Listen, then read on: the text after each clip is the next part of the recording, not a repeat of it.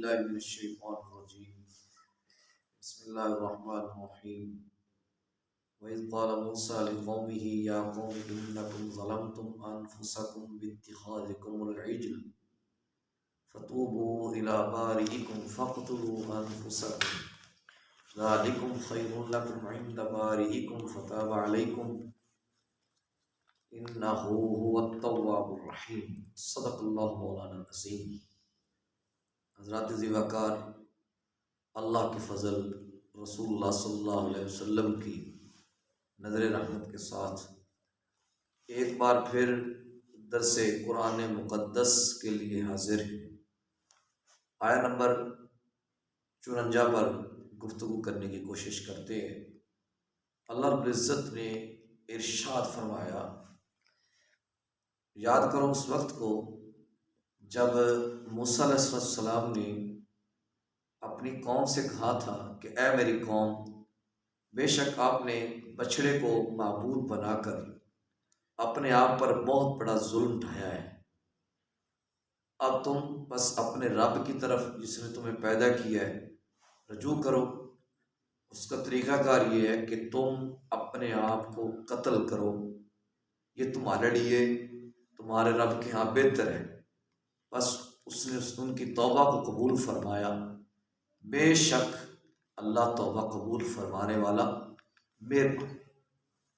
بات کچھ یوں ہے کہ سیدنا موسیٰ علیہ نبینا علیہ السلام تورات سے کتاب لینے کے بعد جب واپس پلٹے تو آپ نے عجیب سی صورتحال دیکھی کہ قوم نے بچڑے کو معبود بنایا ہوا تھا۔ آپ نے اپنے خلیفے سیدنا ہارون علیہ السلام سے جواب مانگا، اس کے بارے میں سوال کیا تو انہوں نے معذرت کر لی۔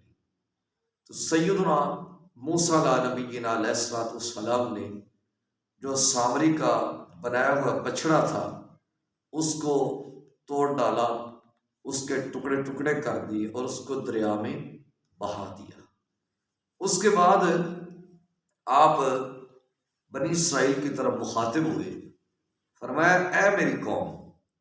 اب سوال یہ پیدا ہوتا ہے کہ سیدنا موسیٰ علیہ السلام نے ان کو اپنی قوم کیوں کہا، حالانکہ وہ مذہبی لحاظ سے بہت زیادہ دور نکل چکے تھے۔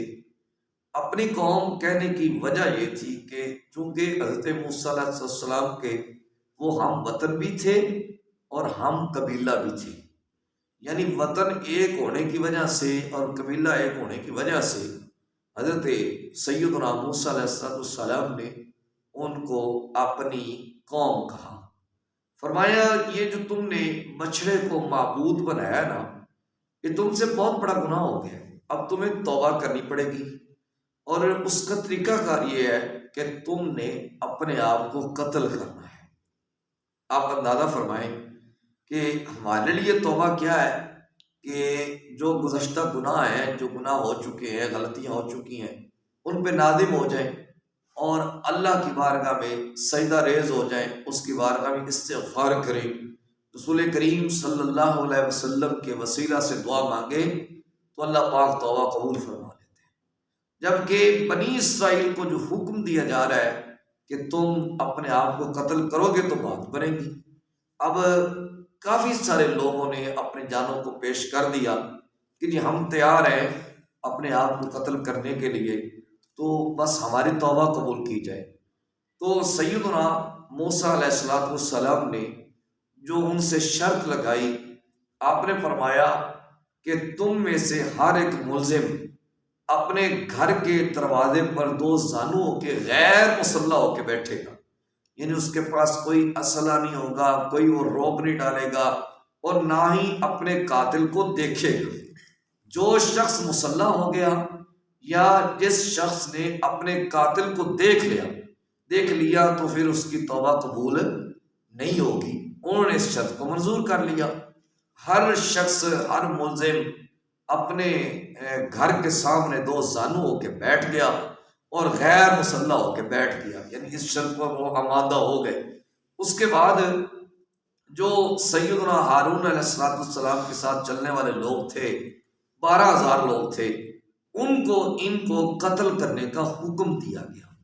اب وہ جب قتل کرنے کے لیے بڑے، انہوں نے ہتھیار ہاتھوں میں سونپے، جیسے ہی قتل کرنے کے لیے بڑے ان کے ہاتھ تھر تھرا گئے کہ ہم یہ کیا کرنے لگے ہیں۔ یعنی ان کو ایک لمحے کے لیے یہ کام مشکل لگا کہ یہ تو بہت بڑا کام ہے۔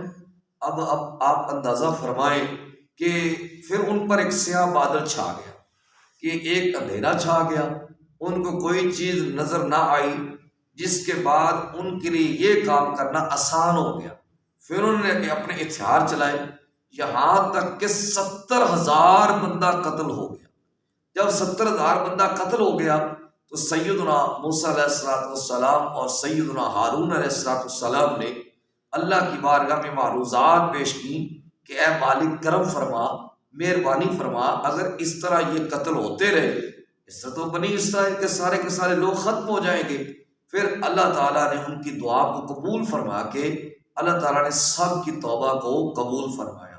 تو پتہ چلا کہ بنی اسرائیل کی جو توبہ ہے وہ کتنی مشکل ہے، کتنی پریشان کن صورت ہے توبہ کرنے کی، کہ انہوں نے 70,000 جانیں پیش کی۔